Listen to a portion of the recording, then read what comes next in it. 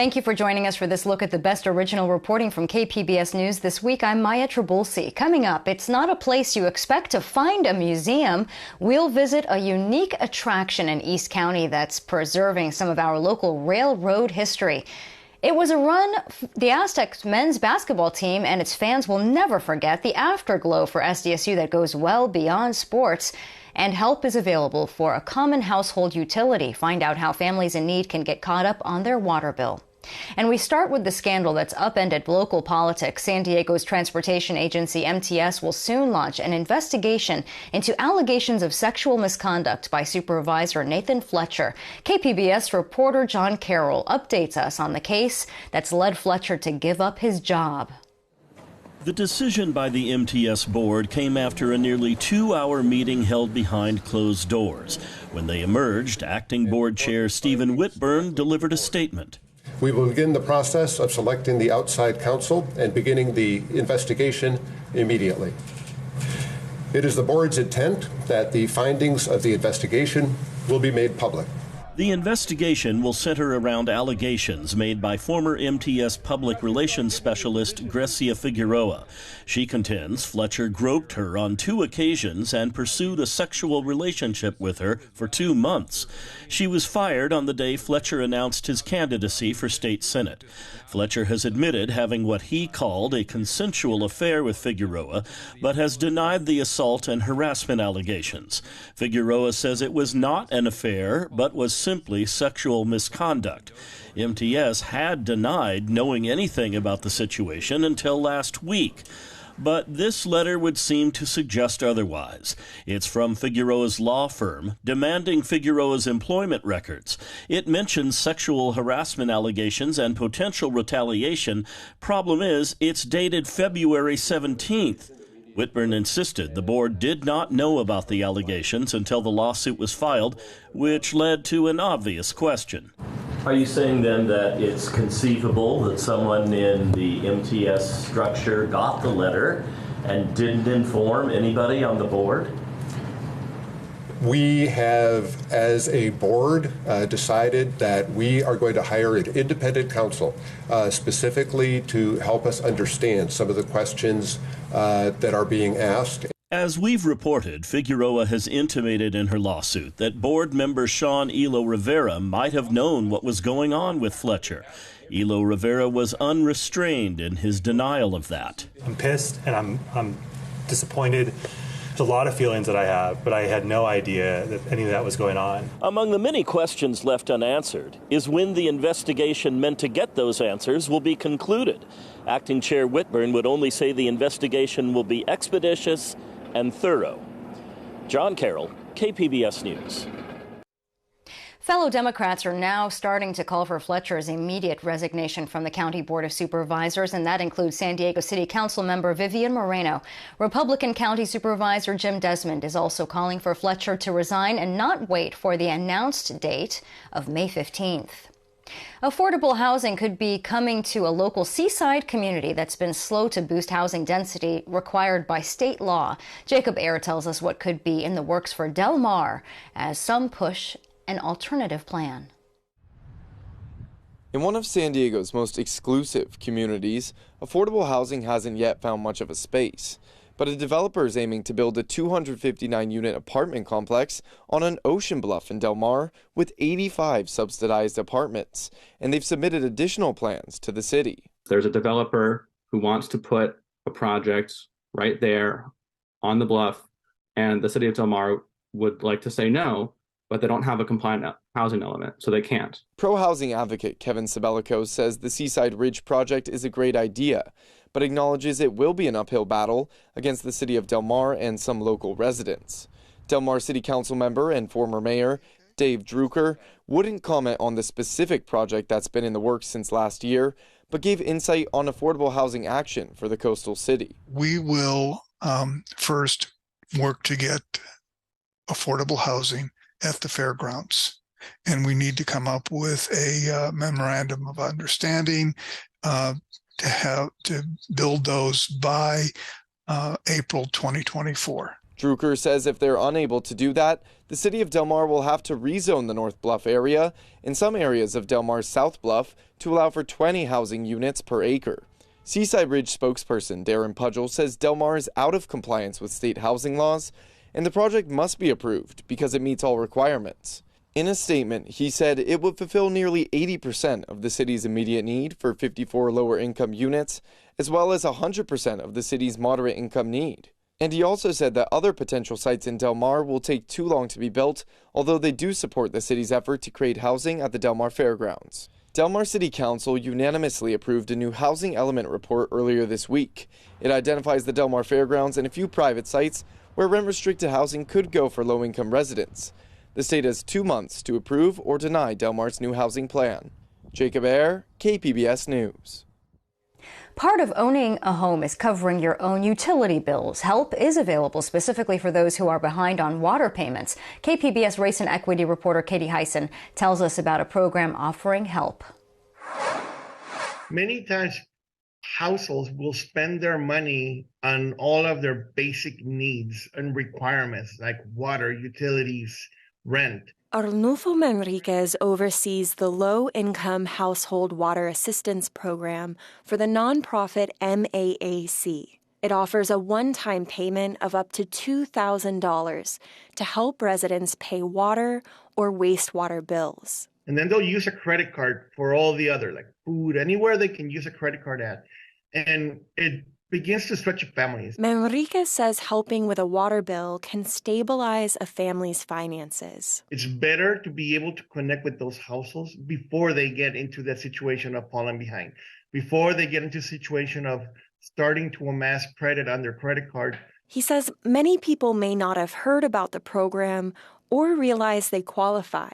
It just started this past year. We don't want to leave money on the table when there are people that absolutely need these funds right now. The assistance can also be used for reconnection and late fees. For more and to see if you qualify, visit our website, kpbs.org. Katie Hyson, KPBS News. It's another sign that San Diego is moving on from the COVID-19 emergency. While the pandemic is still with us, healthcare facilities now have flexibility in requiring masks. Alexander Nguyen explains how some are handling the change. For the past 3 years, to enter a hospital, you've needed to wear a mask. It's part of the COVID protocol to protect you, healthcare workers, and patients. But California's masking rules are changing. The state's public health department has lifted the mask mandate. They are encouraging healthcare settings, particularly hospitals, psychiatric hospitals, and long-term care facilities to develop their own policies and procedures in this regard. County Public Health Officer Dr. Wilma Wooten says the county will also follow the state's guidance. The county passed a resolution last year to align its COVID policies with the state's. At local hospitals, however, the policy vary. We don't want to forget the lessons that we learned these last 3 years. Dr. Ghazala Sharif is the chief medical officer at Scripps Health. Scripps and Sharp worked together to craft their policies. Sharif says they were among the hospitals with the highest load of COVID patients in the past 3 years. Hence us wanting to be a little more slow and steady versus saying masks, off for everybody in all patient care areas. We know what it looks like to get healthcare workers sick. That happened last year when we had over 700 staff members out with COVID, and so we don't want to repeat that over again. So this is our middle ground. Workers will still need a mask up in patient exam rooms and hospital suites and within 6 feet of each other. At Kaiser Permanente and Rady's Children's Hospital, masks would not be required for patients and workers, but masking will still be required for certain health procedures, such as intubating, where coughing and other reactions are more likely to spread infectious diseases. Alvarado and Paradise Valley's hospitals' masking requirements will remain in effect in highly infectious areas. While the masking mandate is no longer in effect, those with respiratory symptoms and illnesses are still expected to mask up at hospitals and other healthcare settings. Alexander Nguyen, KPBS News. Leaving an abusive relationship can be a scary and intimidating process, especially if a divorce or child support is involved. A nonprofit in North County works to help women and men who find themselves in that situation. Tanya Thorne talked with them about this emotionally taxing work. Measuring just under 5 feet tall, you wouldn't assume Ana Serrano is the force that she is. She says in her line of work, there's no room for sugarcoating. Because it's easy to say, ay, pobrecita, you poor thing. Oh, yeah, he's such an ogre. Oh, terrible. But how is that going to help her? You're keeping her or him in that place of feel sorry for me. Serrano is the founder of the Vista nonprofit Las Valientes, or the Brave Ones. The organization helps men and women through legal issues that allow them to leave abusive relationships and thrive. She has been running the program for 22 years after her own experience with an abusive partner. When I was going through the abuse, I had no clue there was even help out there. I didn't know. Even after my ex-husband put me in the hospital, I still went back to him. I didn't know there was help. She says that's the case for many men and women, especially when language is a barrier. They don't know where to go. And sometimes they've gone to court and they ask, do you speak Spanish? No. Okay, go over there. And they point, go over there. Okay, so they go over there. Do you speak Spanish? No. Oh, go over there. So they go over there. Do you speak Spanish? No. Oh. And then by the time it's all said and done, they're frustrated and they just go home. And they go back to the abuser sometimes because it's like, well, couldn't help me at court. All of the staff at Las Valientes are survivors of domestic violence and now help others. They've lived it. They've survived it. They understand. They know that dealing with courthouses and lawyers can be intimidating. Attorneys are expensive. I work with several who are very, very good, and I know their retainer fees are not that expensive. But even their low prices can be a lot. We've seen the need out there. Las Valientes fills that need and has helped thousands of women like Maria Isabel Montes. Our culture instills in us that marriage is forever, but it's not. It's really not. It's forever when it's a healthy relationship, when there's respect among each other and one helps the other. But when that's missing, the healthiest thing is to cut ties.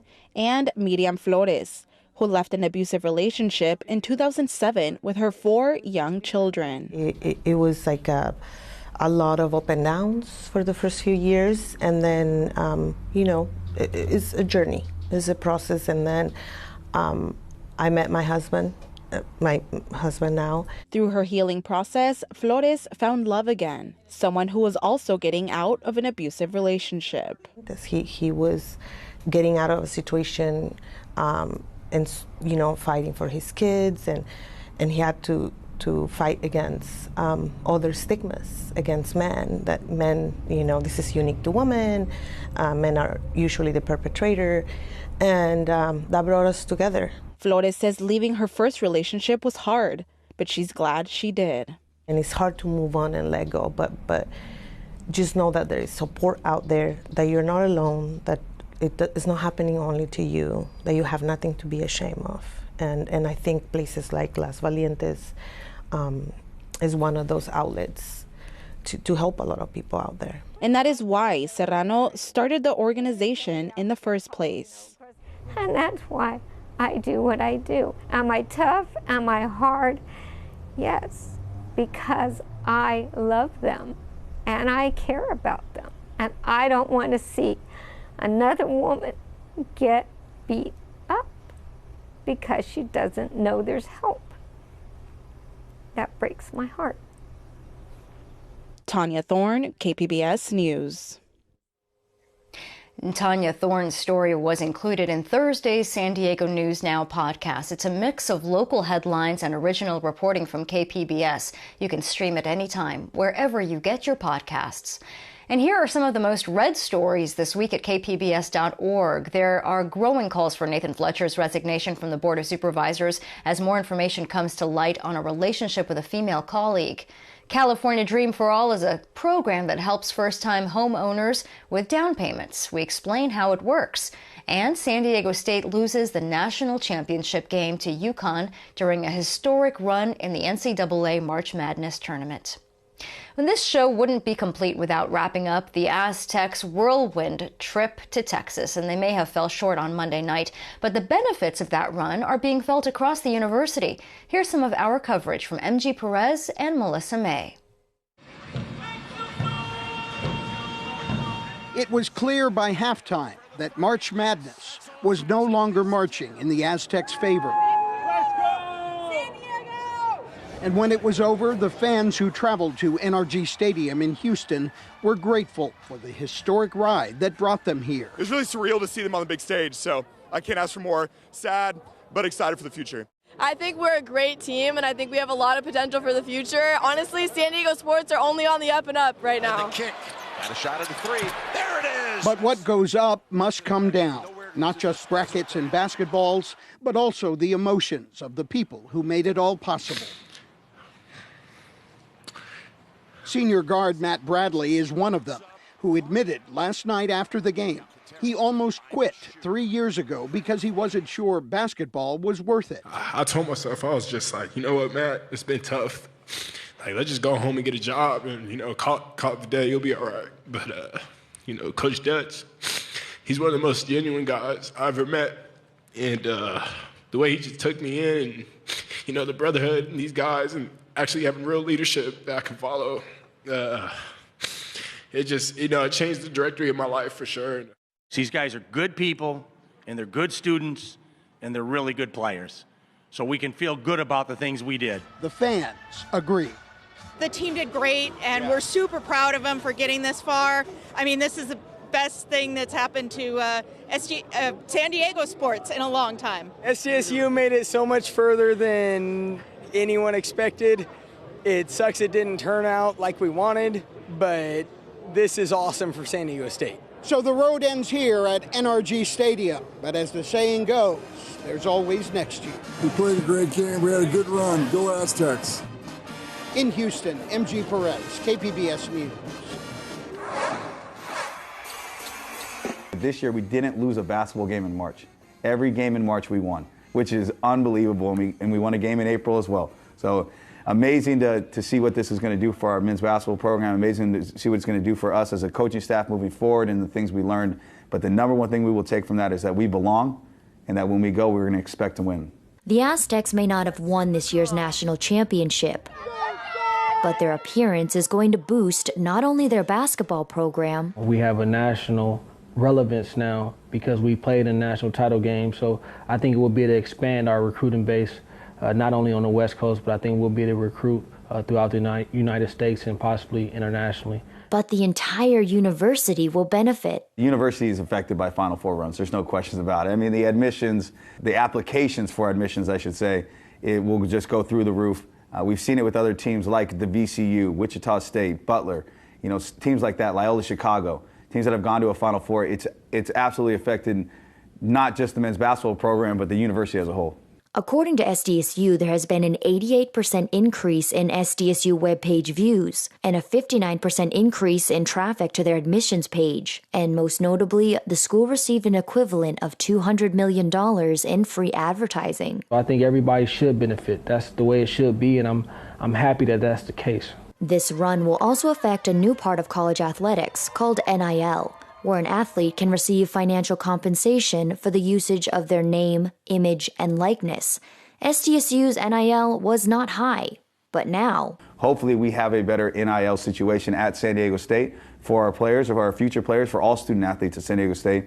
And it's important now. And it's something that we can't control as coaches, but we know that it's a part of athletics now in general, and especially in men's basketball. So it's going to affect, hopefully, in a very positive way. The city loves getting behind a winner, and I think everybody enjoyed the ride that we were on, and I think we'll see that moving forward into next year. I think there will be a lot of excitement around, the games and ticket sales and things like that. The respect level that San Diego State will have now, and we'll always continue to have a chip on our shoulder. We know what our grassroots are. We know where our foundation was built. But at the end of the day, the respect that we just earned, and again, it wasn't given, it was earned over all these years. Melissa May, KPBS News. And the party's not over yet for the Aztec men's basketball team, and fans are invited. A celebration is planned for Saturday night at Snapdragon Stadium. Gates open at 6, with the team arriving at 6:30 before the official start of 7:30. Tickets are free and must be reserved online. Final Four merchandise and concessions will be available. Low riding is one step closer to making an official comeback in National City. KPBS reporter Jacob Ayer has the latest on the cruising ban that goes back decades. While some other cities around California lifted their cruising bans, lowriders in National City were hit with one setback after another. I am going to ask for a vote. But on Tuesday evening, National City leaders unanimously agreed that lowrider cruising is no longer a crime in the city. It's bringing a lot of joy to the many folks who have led this push, like the United Lowrider Coalition's Rafael Perez. It's an exciting moment for the entire lowrider community that the only place in San Diego County where lowriders had signs letting them know they weren't welcome, the signs are coming down. The original 1992 law came after concerns of crime and traffic congestion from cruising, but advocates say times have changed. National City had the last active cruising ban in the whole county.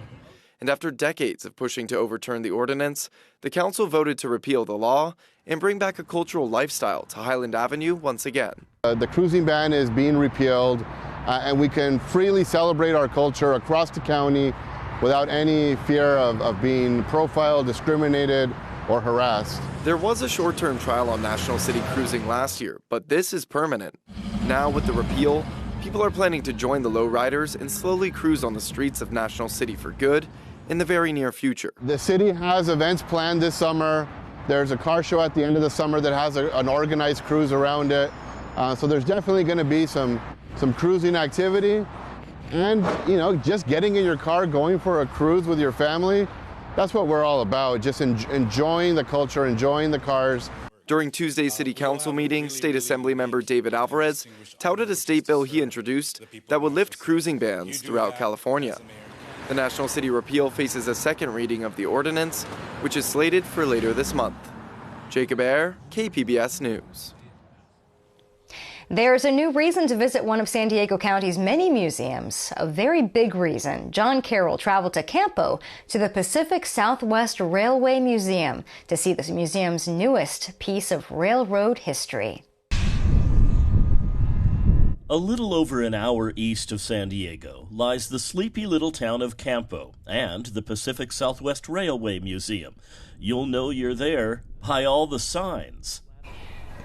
The museum is only open on weekends, but museum president Stephen Hager and the museum's conductor Colin Atwood were nice enough to meet us on a weekday to show us around and to show off the museum's latest acquisition.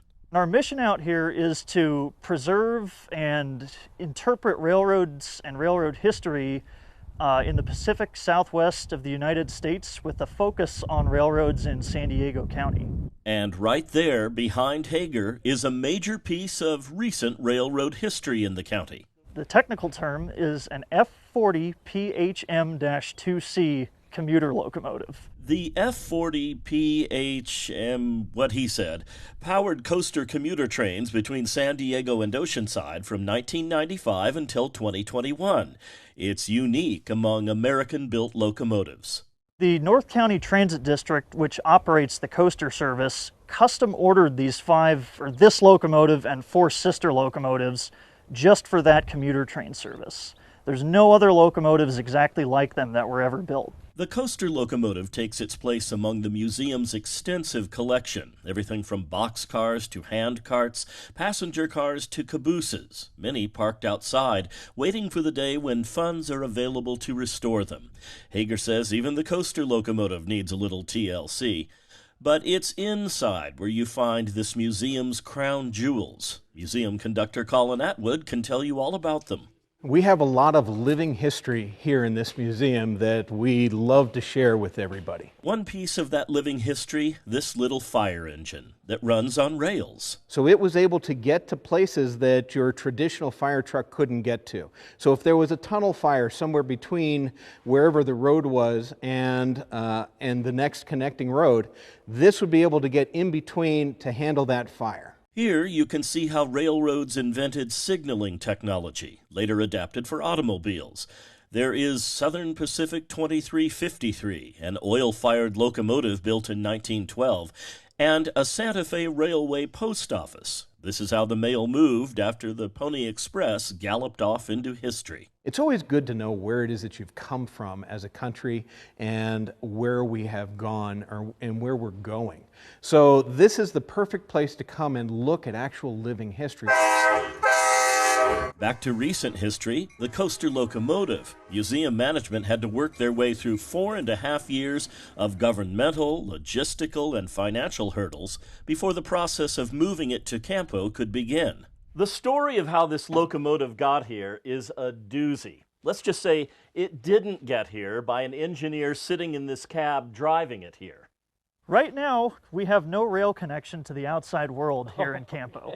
So the only option to get locomotives and cars here is to put them on a truck. It started its journey on a train in Anaheim, where the museum was storing it. It was taken out to La Mirada, got on a second train which took it to Barstow, then got on a third train to San Diego, and then finally one fourth train that brought it down to National City. From there, it was loaded onto 2 huge highway dollies and trucked out to the museum, a process that took about a month.